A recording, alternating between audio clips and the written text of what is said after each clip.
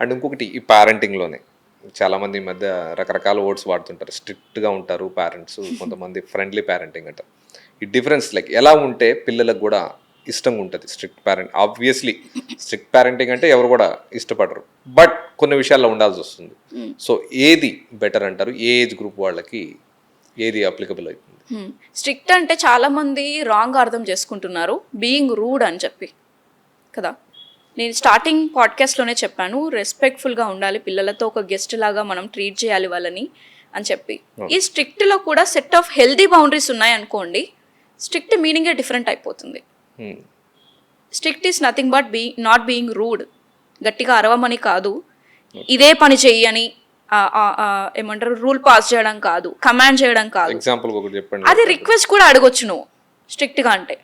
ఇప్పుడు అనుకుందాము junk food అడిగాడు, ఓకే జంక్ ఫుడ్ అడిగినప్పుడు ఆబ్వియస్లీ వాడు కింద పడి ఏడుస్తాడు, బికాస్ మీరు ఆ పాస్ట్లో ఏడ్చినప్పుడు ఇచ్చారు కాబట్టి ఇప్పుడు కూడా ఏడుస్తున్నాడు. మొబైల్ అడిగాడు, మీకు కావాల్సిన పని జరగట్లేదు, మొబైల్ ఇచ్చి కూర్చోబెట్టారు, వాడికి అర్థమైంది నేను ఇది చేస్తే మా మమ్మీ మొబైల్ ఇస్తుంది, నేను ఇది చేస్తే నాకు జంక్ ఫుడ్ ఇస్తుంది, నేను ఇది చేస్తే ఇంకేదో నాకు కావాల్సింది ఇస్తుంది అని వాడు ట్యూన్ అయిపోయాడు. మనమే ట్యూన్ చేసాం. కరెక్ట్, పేరెంట్సే ట్యూన్ చేశారు, మళ్ళీ వాడి మీద కంప్లైంట్ చేస్తున్నాం.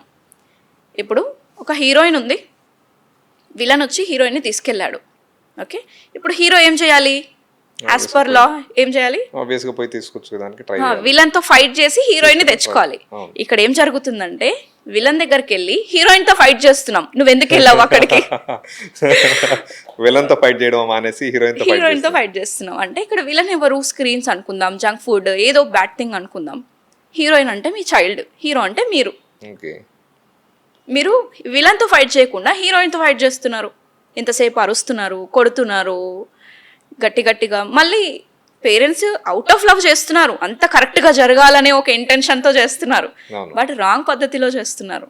ఓకే, సో ఆ బౌండరీస్ పెట్టుకుంటే, హెల్తీ బౌండరీస్ పెట్టుకుంటే అసలు ఈ వర్డ్ కూడా వాడాల్సిన అవసరం లేదు. పేరెంటింగ్ అని అవసరం లేదు, just be connected with the child. Okay, వాడికి ఎలా చెప్తే కొన్ని సెట్ ఆఫ్ స్ట్రాటజీస్ ఉంటాయి, మీ పిల్లలతో ఎలా కనెక్ట్ అవ్వాలి, ఎలా చెప్తే వాడు వింటాడు అనేది there are set of strategies.